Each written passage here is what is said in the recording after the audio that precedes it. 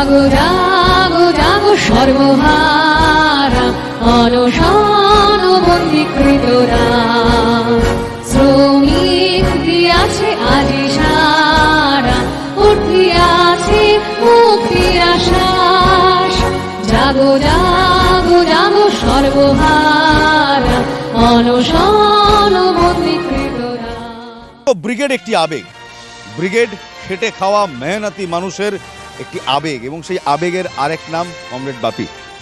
রবিদা 16 তারিখে এভাবে সাইকেল চালিয়ে ব্রিগেডে এসছেন একটাই কারণে, কারণ তার মনে প্রাণে এখনো লাল রংটা প্রিয়। কমরেড কেমন আছো? 16 তারিখ চলে এলে কষ্ট হয় না? ও কষ্ট মনে করুন, যেদিন এই রাজ্য থেকে আমাদের সে নেত্রী যদি পাল্টায়, ওর নাম হচ্ছে ব্রিটিশ নেত্রী, মমতার কথা বলছো?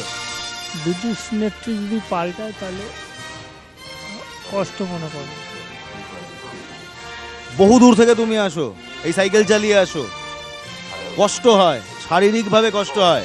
কিসের টানে আসো? সবাই তো বলে শূন্য।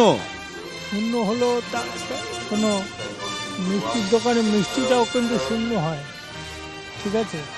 শূন্য হলো তাও তো আমাদের তো কেউ পার্থ চ্যাটার্জির মতো, তারপরে তোমার জ্যোতির্গীয় মল্লিকের মতো কেউ তখন টানতে টানতে তো নিয়ে যাচ্ছে না, যে এবার জেলে চলো চলো, সেই জিনিস হচ্ছে না। এই আবেগের নাম বামপন্থা, এই আবেগের নাম লাল, এই আবেগের রং লাল। তাই জন্যে রবিদা বারবার প্রতিবার ব্রিগেডের আগে এভাবেই আসে, স্রেফ এই দলটাকে ভালোবেসে।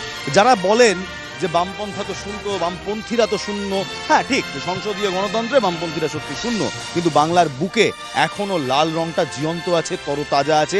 তার জলজ্জান্ত উদাহরণ এই রবিদা।